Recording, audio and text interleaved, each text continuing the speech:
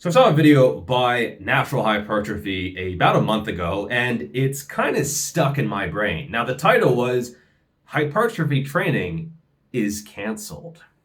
And in this video, he showed a clip of some other guy duct taping his hand to a cable and sort of optimizing this lat pull in to target just a tiny little sliver, a little fiber of the lats.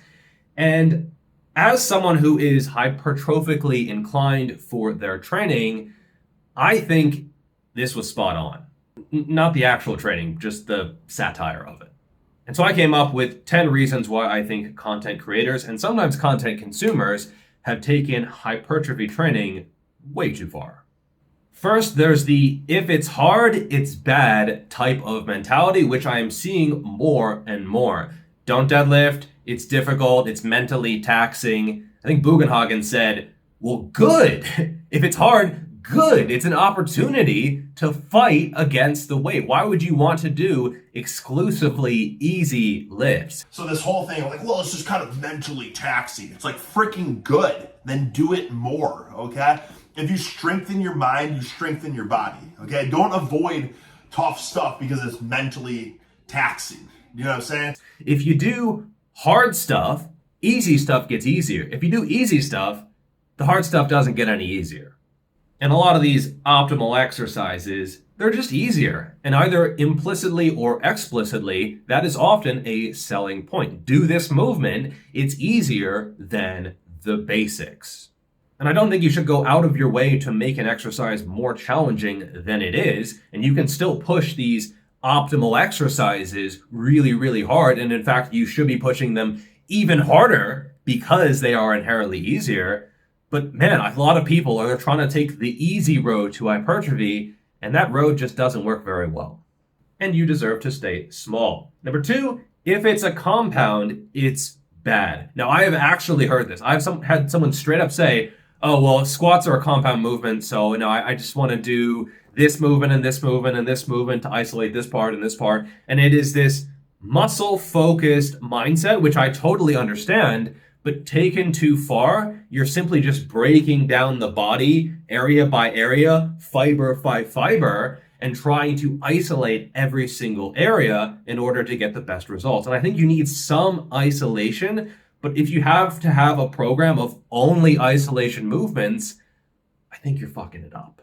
And I've fallen into this trap where I'm doing, okay, from squats down to leg press because it takes the lower back out of it. It's more stable. It's more consistent. It feels better. It feels smoother. I can get more range of motion. Okay, now I move my feet even further down the pad, so now it's more quad dominant. Okay, great. But now you're getting a hell of a lot less adductor. You're getting a hell of a lot less glute. You're getting minimal or no spinal erectors. And so you've essentially removed a lot of muscle stimulus from your program, sometimes without knowing it, and you have to add that back in. Okay, so now you're doing a low stance quad dominant leg press, but you also have to do a adductor machine. You also maybe have to do some back extensions. You also maybe have to do some hip thrust in order to get that stimulus back, or you could just keep doing the squats.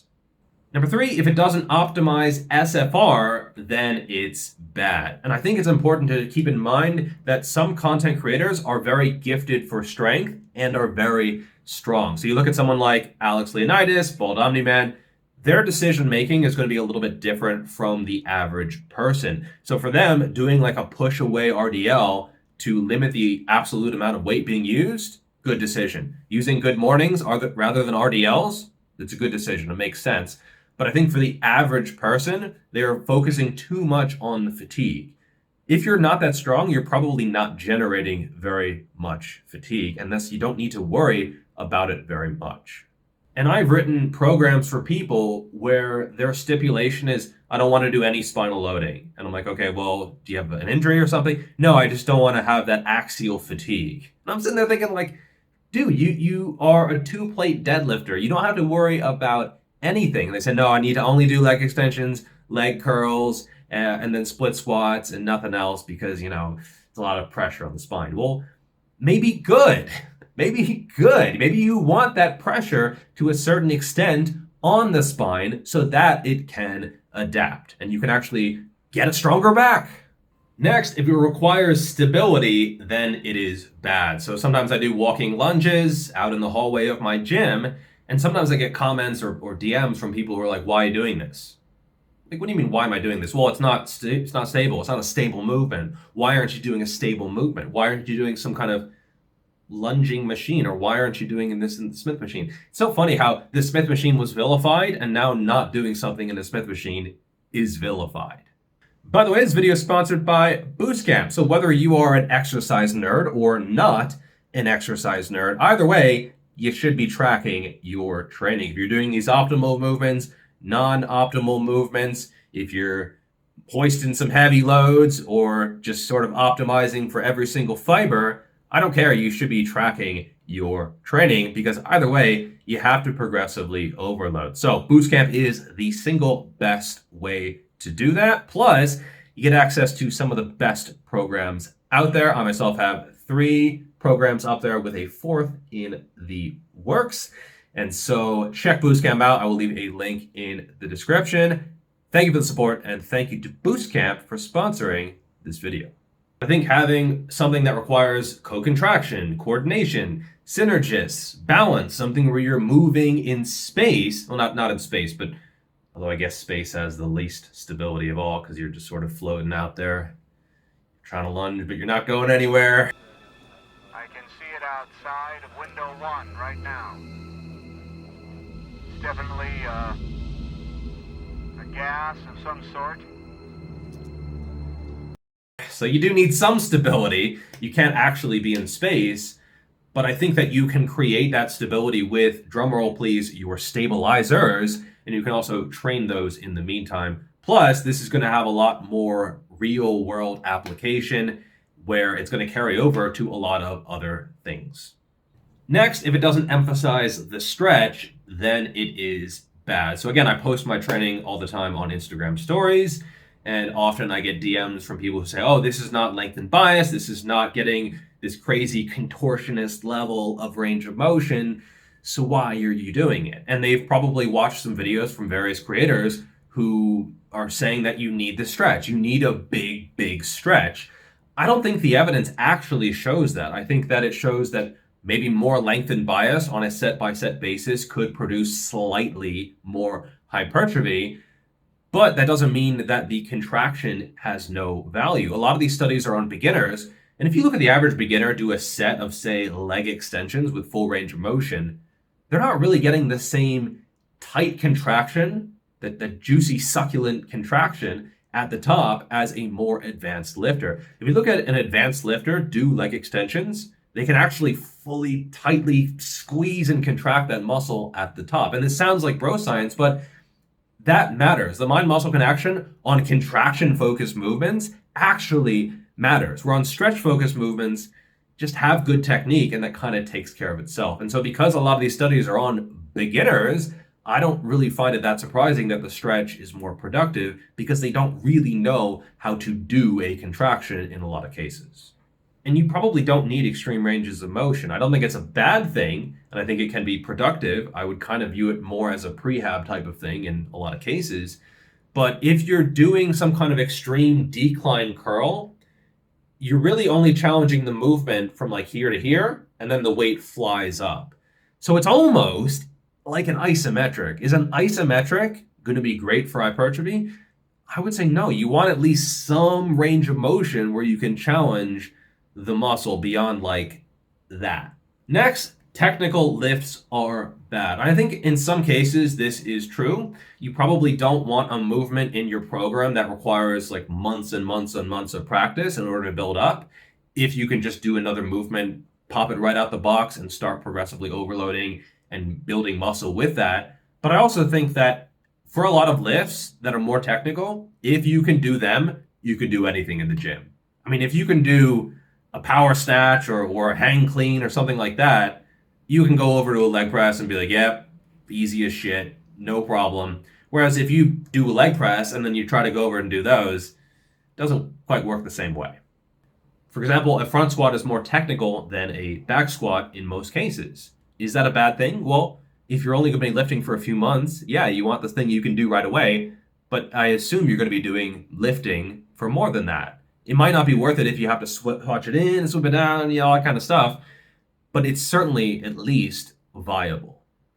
Similarly, explosive work is not a bad thing. Doing an explosive row or a hang power clean or some kind of jump, a broad jump, a high jump, depth jump, any kind of jump, I think that's a good thing. I don't think that's really going to be taking away a lot from your hypertrophy training. Plyometrics in general, you don't need a huge volume of them in order to get the benefit. And if that has such low-hanging fruit, it might be worth including, even if it might not be optimal for hypertrophy on paper. Maybe you can actually get more out of the hypertrophy training after doing that explosive work. I don't know, maybe. People have been doing it for a long time. Next, if it requires cardio, or cardio is the limiting factor, then it's bad. So people might say, oh, I would never do above 6 reps in a squat because then cardio kicks in. If you can't do a set of 7 or 8 or 9 or 10 reps in a squat without having cardio, like, I mean, if you're squatting 500 pounds for 10 or something, fair enough, you've earned the right to pass out afterwards. But for most people, they're not doing that. They're doing like 225 for a set of 10. And if you can't do a set of 15 or 20 or 25 or even, dare I say, 30 without being totally destroyed afterwards, maybe you should do more of that. In fact, a lot of people, they're just not doing cardio at all. So they'll say something like, yeah, sets of 15, they destroy me in terms of cardio in the squat. I'm like, okay, well, what's your cardio regimen? They're like, nothing. Well, maybe you should either do cardio, and if you're not going to do cardio, maybe you should do the high rep squatting, because that will kind of cover, to a certain extent, both of those. You can do both cardio and hypertrophy training at the same time. And look at CrossFitters. They do this all the time, and yes, they're pretty fucking jacked in a lot of cases. Sure, maybe some drugs involved there at the highest levels, but it can absolutely work, even if you're natural.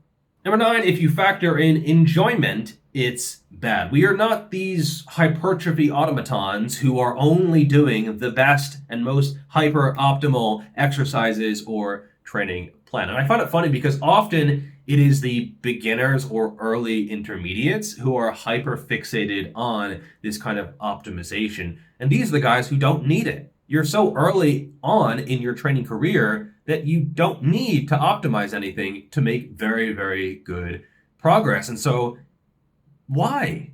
Even the guys who are more advanced than you are still doing some explosive work, some technical stuff. They're still using some exercises that require stability. And maybe they went through a phase of this, I certainly have, where they focused on hypertrophy focused work, but it's not their entire thing. It's not their whole training plan. If you really like something, it might be S tier just based off of that, because you're going to put more effort into it. You're going to look forward to doing it. You're going to do it more consistently. You're going to have goals on it in terms of strength. And ultimately, that matters a lot more than is the setup hyper optimized in terms of the biomechanics.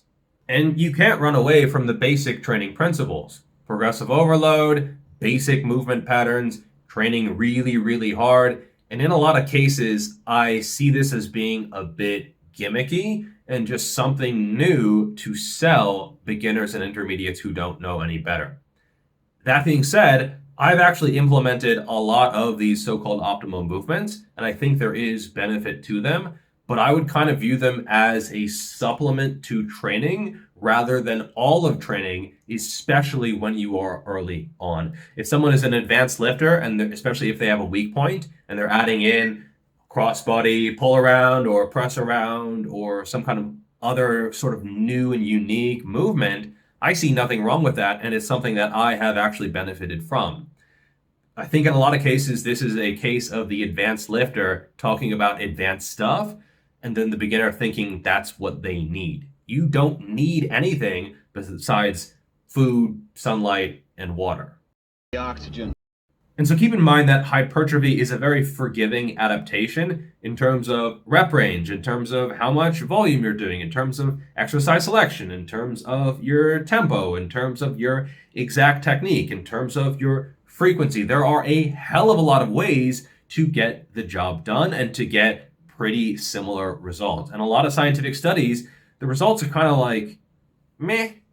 And So when we do have something like lengthened partials where there is actually a result, well, people talk about it a lot and people emphasize it, and often they overemphasize it. So don't get too caught up in any particular hype and realize that you're probably going to get results either way. And if you're not, it's probably not, oh, the incline bench was at 30 rather than 45, or, oh, I didn't quite get the mind-muscle connection on that last rep and then I stopped. It's probably something bigger.